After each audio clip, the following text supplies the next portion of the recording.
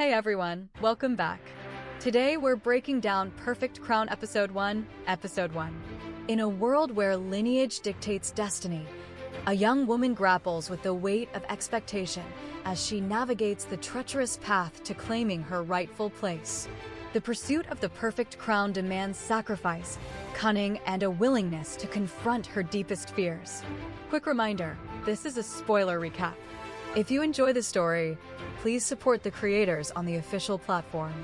Alright, let's get started.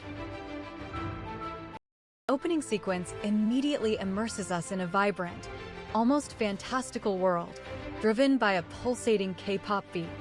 Notice how the rapid cuts and dynamic camera movements create a sense of urgency and excitement, hinting at the high-stakes and fast-paced narrative to come. It's a clever way to hook the audience, promising a blend of modern energy with a classic dramatic core.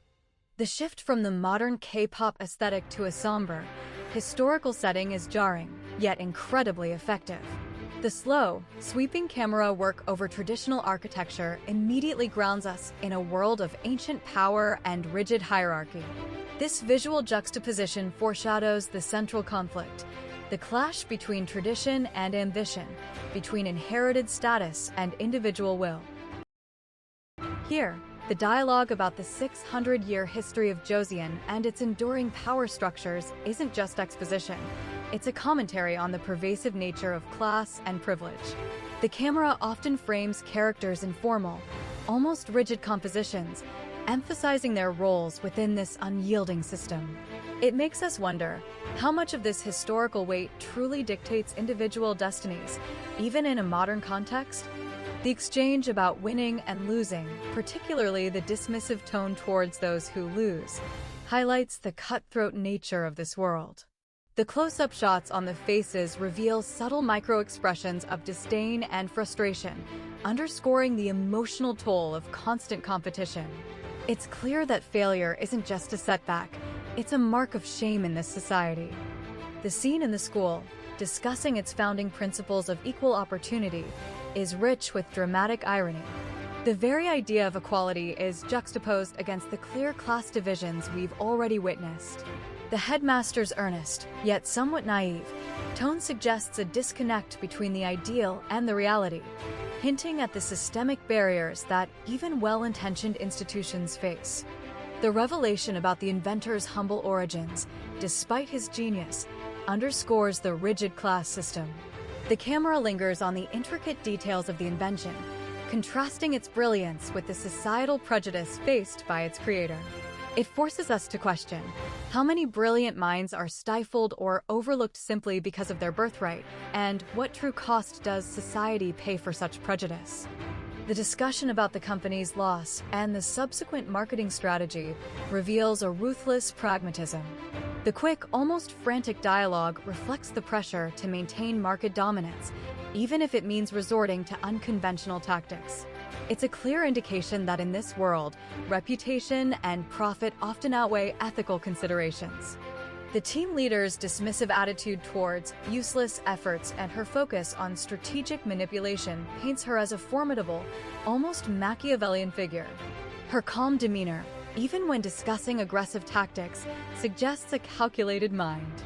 This character's motivation isn't just about winning, it's about dominating, about asserting control through cunning and psychological warfare.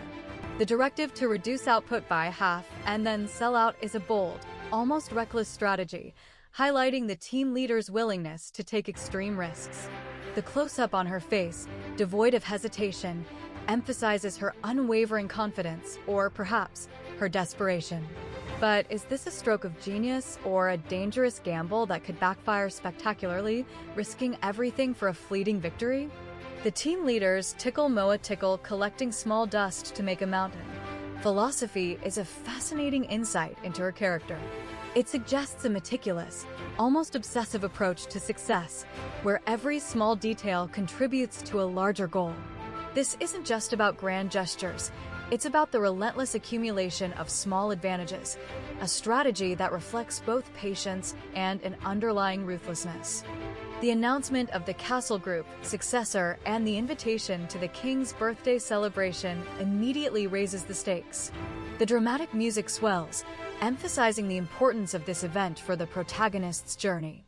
This isn't just a party, it's a political arena, a stage where destinies are either forged or shattered, and the camera's focus on the invitation itself symbolizes the gateway to power. The Great Prince's grand entrance, accompanied by a retinue of guards, is a powerful visual statement of his authority. The low-angle shots emphasize his imposing presence, signaling him as a formidable obstacle in the protagonist's path.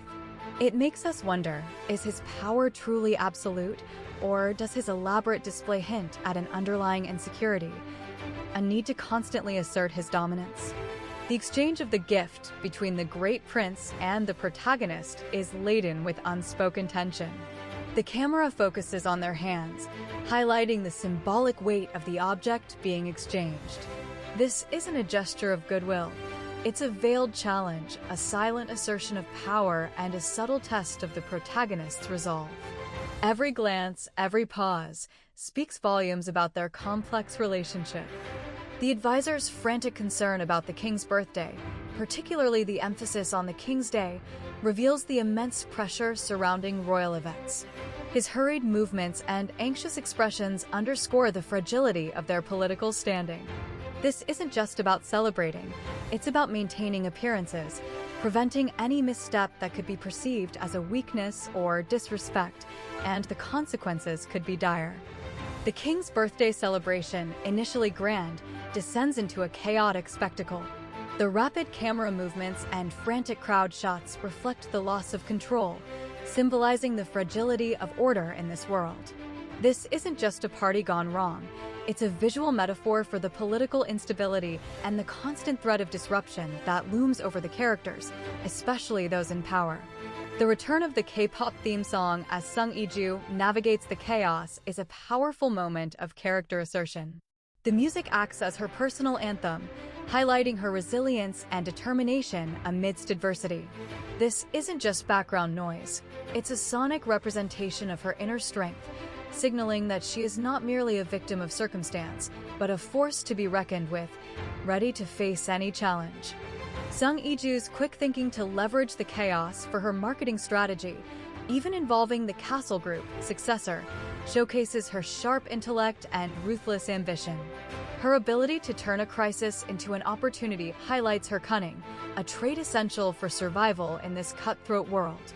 This isn't just about business. It's about seizing every chance to advance her position, regardless of the situation. The discussion about Seong Hui-ju being the second son and her hidden past reveals a deep vulnerability beneath her strong exterior. The camera subtly shifts to a more subdued lighting, reflecting the somber nature of this secret. It makes us wonder how much of her current ambition is driven by a desire to overcome this past, and what sacrifices has she already made to keep it hidden from the world. The shocking insult, calling Seong Hui-ju a crazy bitch, is a stark reminder of the misogyny and prejudice she faces. The sudden, harsh dialogue cuts through the previous tension, igniting a raw emotional response. This isn't just a personal attack, it's a symbolic representation of the societal forces attempting to diminish her, fueling her resolve to prove her detractors wrong and claim her rightful place. The final confrontation, with Seong Hui-ju asserting her position and challenging the Great Prince, is a powerful climax to this episode. The camera holds steady on their intense gazes, emphasizing the battle of wills. Her declaration, "Here, you and I are a set," isn't just a statement. It's a gauntlet thrown, a direct challenge to his authority.